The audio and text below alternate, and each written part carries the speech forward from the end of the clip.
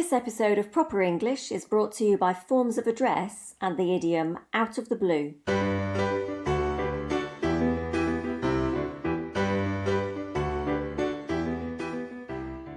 Hello, I'm Dave. And I'm Alison. And we'd like to welcome you to the 15th episode of our podcast, which is called Proper English. If you're learning English and you want to know the correct word to use in a particular situation, if you get stuck thinking of the right preposition, if you are puzzled by definite and indefinite articles, then Proper English is just the thing for you.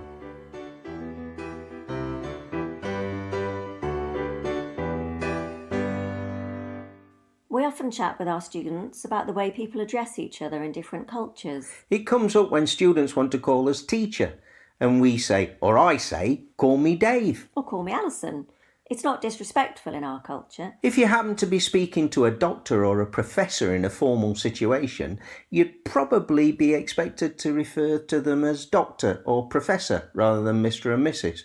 After all, they've worked very hard to become a doctor or a professor, so the very least you can do is address them properly. Mm-hmm.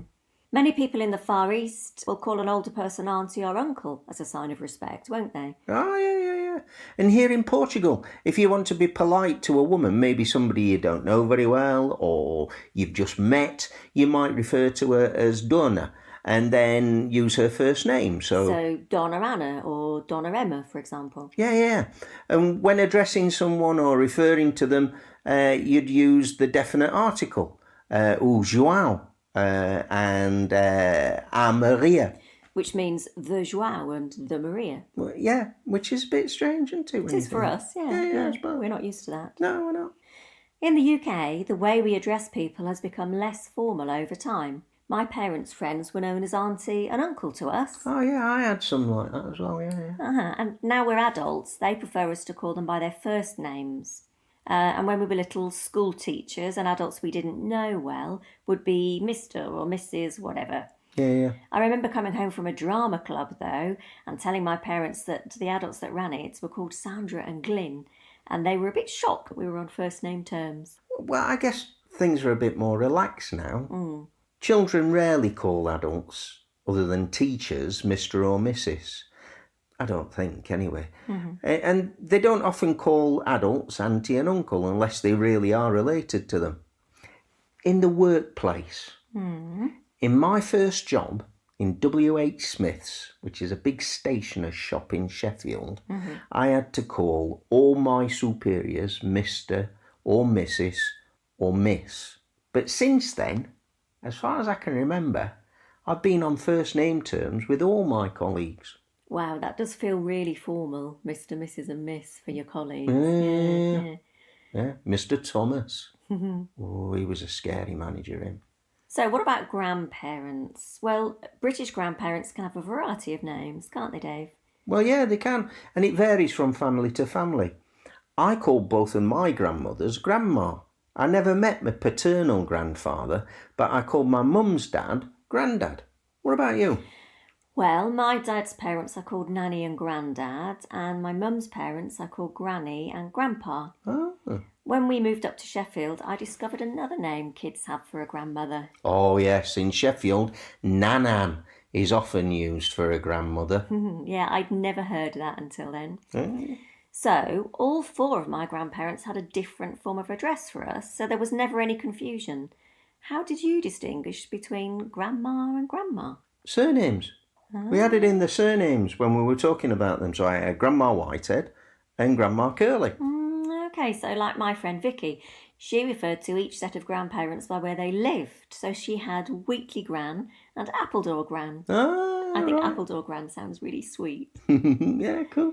Talking of grandmothers, when my gran was in hospital, the staff called her Muriel, but she was quite put out by this and wanted to be called Mrs. Yo. And then a few years ago, when my mum went into hospital, they asked her how she wanted to be addressed, but it took her ages to decide. In the end, she settled on Jan, but I think she really wanted the formality of Mrs. Davis. Yeah. Now, when you're in a situation where you need to greet a stranger or attract their attention, and obviously, because they're a stranger, you don't know the name, we've got a number of ways that we can do this. For instance, if you work in a service industry, like you work behind a bar or you work as a waiter or as a shop assistant, then you'd often call a man sir and a woman madam, or maybe miss if she was younger. These are formal, but they're still quite widely used.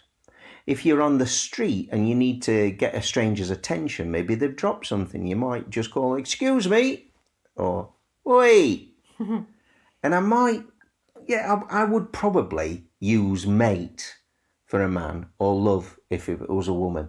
And we've had plenty of discussions about this, haven't we? I really don't like being called love. I find it patronising, but it is widely used in the UK. I think the way it's used, the tone of voice and the attitude of the speaker make a big difference to me. Well, yeah, and of course, as you know, in Sheffield, men don't just call women love, they call each other love as well. All right, love, how you doing? All right, I'm not bad, pal. Yeah.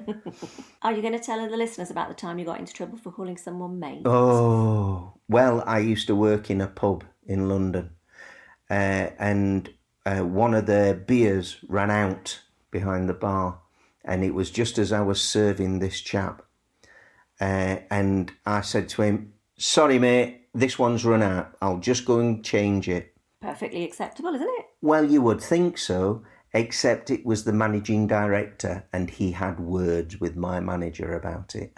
My name was Mud, not Mate, I can tell you. The form of address for you was Mud rather than Dave. Yeah, I'm kidding. And now it's time for Idiom of the Week. Idiom of the Week? This week's idiom can be found in the Adele song from 2011, Someone Like You.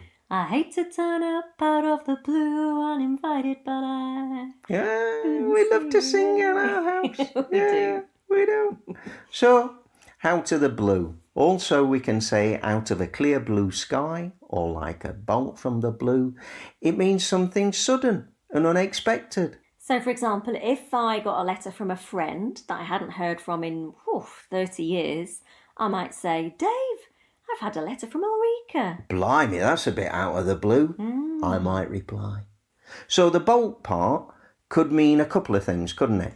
Yes, I mean, possibly ammunition from a crossbow. These arrow-shaped objects are called bolts. But more likely a thunderbolt, I think, as this would definitely not be expected from a clear blue sky. And where's it first mentioned? Well, historian Thomas Carlyle used bolt out of the blue in his 1837 book, The French Revolution. There are plenty of 18th century references, mainly from newspapers, but it seems that it may have first been used in Latin by a poet called Quintus Horatius Flaccus. Better known as Horace, although still unbeknown to us. Never heard of him. I'm sure he was a lovely guy. An extract from Ode 34 by Horace translates as, For lo, the sire of heaven on high, by whose fierce bolts the clouds are riven, today through an unclouded sky. And of course, the unclouded sky would be a blue sky, so the bolts came out of the blue sky. Yeah, exactly. Bolt from the blue, out of the blue. So here's a challenge for you then. Out of the Blue is included in lots of song titles and in lyrics, like in Adele's song. Why not listen to some and tell us your favourite? A couple of suggestions from bands we like are Ash and Roxy Music. Yeah, Ash were a band from the 1990s from Northern Ireland, and Roxy Music have been around forever, I think, since the early 70s. Pretty much. And here we are, at the end of another episode of Proper English. We hope you've had fun listening in on our conversation.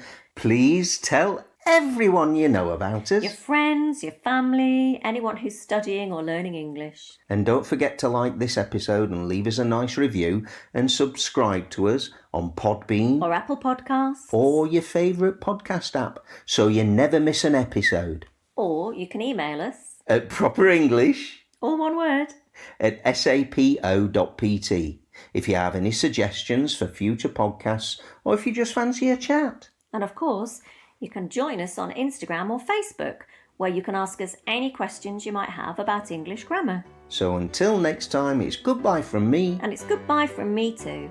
And thank you for listening to Proper English.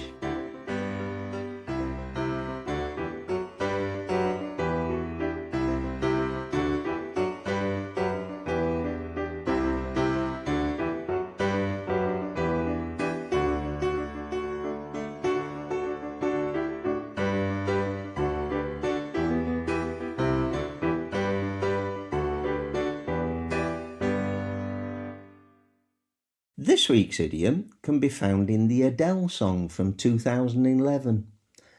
This week's idiom can be found in the Adele song from 2011. Oh my God, I can't say it. 2011. This week's idiom can be found in the Adele song from 2011. I can't say it. What is going on? Don't say it. This week's idiom can be found in the Adele song from 2011.